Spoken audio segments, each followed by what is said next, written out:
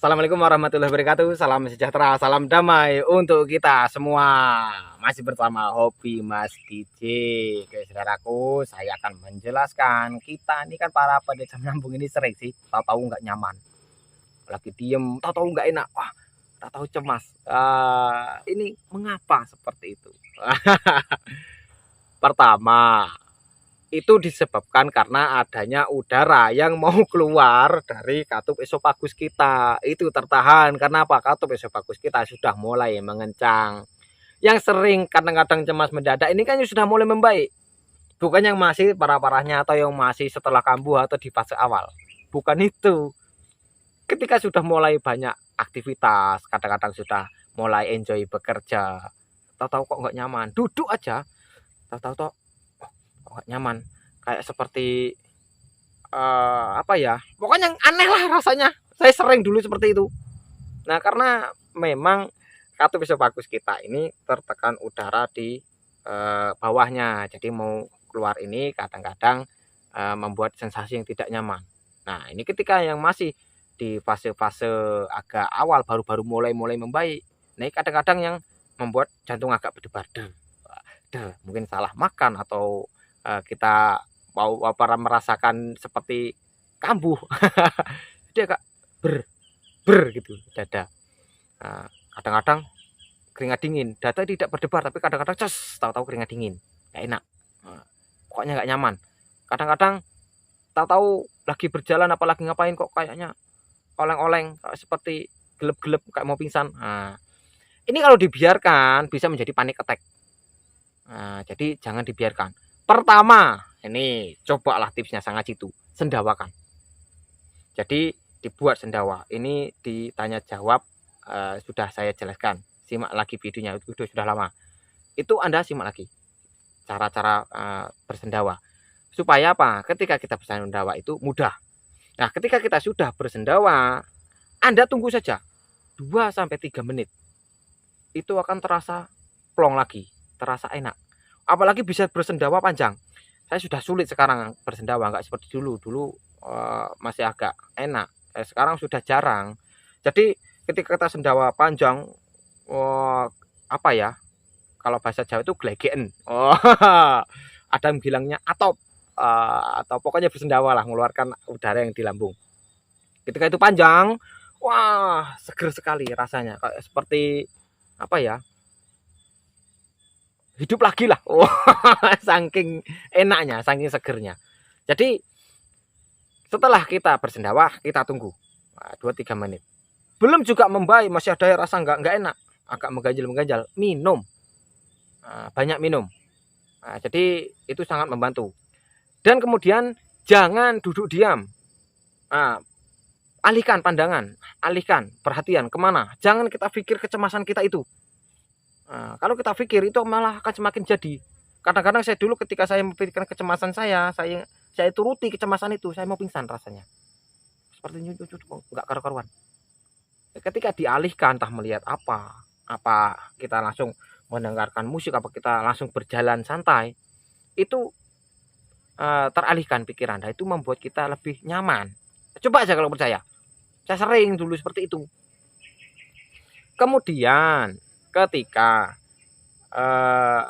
rasa tidak nyaman mendadak ini, seperti kita misal di perjalanan atau kita kemana lah, atau kita bekerja, tahu-tahu tidak nyaman, lama terasa tidak nyaman itu, kalau kita biarkan terus kan membuat kita jadi panic attack. Mungkin ketika rasa tidak nyaman itu setengah jam atau sampai 1 jam, itu jangan dibiarkan, segera minum penurunan asam lambung. Paham ya? Supaya apa? Badan kita tidak tersiksa. Kita memikirkan kecemasan, begini begitu, padahal belum tentu terjadi loh. Takut pingsan segala macam. Ya, tapi ketika Anda pikirkan betul, takut pingsan nanti, ya pingsan nanti. Kalau dibiarkan, makanya jangan dibiarkan. Minum penurunan asam lambung. Sambil banyak minum air putih. Perhatikanlah, akan membuat lega. Nah, ini untuk jangka pendeknya loh ya. Ketika kita merasakan tidak nyaman mendadak. Terus kemudian diingat-ingat, kemarin kita habis makan apa? Apakah semalam kita habis makan gorengan? Ataukah tadi malam kita kurang tidur? Ataukah kemarin kita kelelahan? Biasanya besoknya tahu-tahu tidak nyaman ini terasa. Kalau memang yang sudah mulai membaik seperti itu, yang sudah mulai banyak aktivitas bisa bekerja. Nah mungkin ada yang menyimak ini ya seperti itu. Kemarin tidak apa-apa, bekerja enak, minum ini makan itu agak enak. Besok kok tahu-tahu sering cemas mendadak, nggak kambuh sebetulnya, tapi nggak enak, nggak nyaman. Yaitu penyebabnya kemarin itu apa? Nah itu diingat-ingat.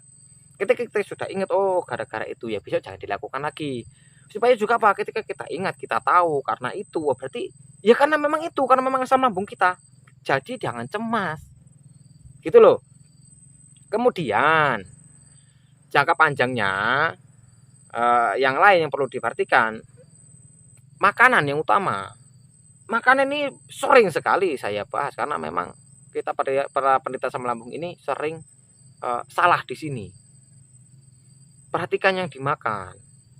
Kemudian jangan kurang tidur supaya jangka panjangnya kita tidak terlalu sering merasakan tidak nyaman. Hindarilah dulu kopi. Untuk Anda yang sudah mulai membaik, sudah mulai banyak aktivitas, jangan dulu lah ngopi. Ini membuat kita sering cemas mendadak kalau memang belum benar-benar sembuh. Boleh ngopi ketika sudah bisa rajin jalan sore, minumnya sudah banyak, cemas sudah nggak ada, sensasi memang benar-benar sudah hilang, ngopi enak. Kalau ngopi setelah ngopi masih cemas, ya belum bisa ngopi berarti, gitu ya. Terus untuk aktivitas yang lain selain aktivitas fisik, aktivitas di pikiran, janganlah overthinking. Ini membuat kita tidak nyaman nanti. Ketika kita, misal ya gini, terlalu fokus melihat handphone misal atau melihat berita apa, nggak nyaman, kita terbawa perasaan ini, wah ini seharusnya nih, wah berita seperti ini begini begitu, kita pusing mikirin beritanya, dipikirin saja loh, nggak merasa dipikirin, kok kita pusing ngapain sih. Tapi kalau kita pusing mikirin ini, kita sering merasakan tidak nyaman. Nah, coba Anda perhatikan sendiri. Ketika kita larut dalam kecemasan atau dalam situasi sebetulnya yang memang bukan urusan kita, ya kita juga malah menyiksa badan kita. Ketika kita larut ya kita bisa kambuh. Kita ikutan stres. Ya untuk apa? Ya saya dulu sering, karena di part 27 loh saya jelaskan. Sudah mulai membaik, tetapi kita jadi baperan. Misal ngelihatlah berita apa, kok perasaan kita itu terbawa-bawa di informasi itu, ya sebenarnya kan nggak ada urusan nih sama kita, ngapain dipikirin. Kita ngurusin badan kita, ngurusin lambung ini loh, nggak selesai kok ngurusin gituan. Kecuali memang itu urusan kita, ya harus kita urusi mau nggak mau. Tetapi tetap diingat ya jangan over. Urusan kita sendiri belum tentu kita bisa kok ngurusin, apalagi ngurusin urusan orang lain. Hanya apalagi ngurusin berita di media, ya untuk apa? Itu membuat badan kita bertambah tersiksa. Perlu diingat, kita ini jangan kebanyakan pikiran dulu, santai. Enggak banyak pikiran, tapi misalnya di rumah ada anak kecil pusing, gini begitu, berisiklah anulah, ada anak, ya bersyukur, mikirnya tuh bersyukur kita punya anak. Banyak di dunia ini nggak punya anak. Paham? Pusing mikirin kerjaan, ya bersyukur, berapa ribu orang tuh yang nggak punya pekerjaan. Pusing mikirin sekolah gini, bersyukur. Banyak anak-anak yang nggak bisa sekolah. Nah, itu supaya apa? Tidak lagi kita itu cemas. Sudah beberapa kali saya bilang, carilah sejuta alasan supaya kita ini bisa bersyukur, itu membuat kita tenang. Nggak percaya? Praktekkan. Selain itu tadi ketika tidur, sering sekali kita mau tidur itu cemas mendadak. Nah, ini sebenarnya sudah sering sekali saya bilang. Ya caranya sama. Ketika sudah berbaring, kok tahu nggak nyaman, ya lihat sini. Biasanya pung. Nah, di area dada depan. Sendawakan. Caranya sudah habis sendawanya, minum. Nah, duduk sebentar. Tarik napas, sudah bisa plong. Nah, kita baru berbaring lagi. Itu pun tetap menyender. Simak di part 51 bagi yang belum paham. Jadi ketika kita mau tidur, cemas mendadak, rasa tidak nyaman mendadak, kita beraktivitas tidak nyaman mendadak, tahu-tahu ngapa, pokoknya nggak nyaman. Wah, sendawa kan.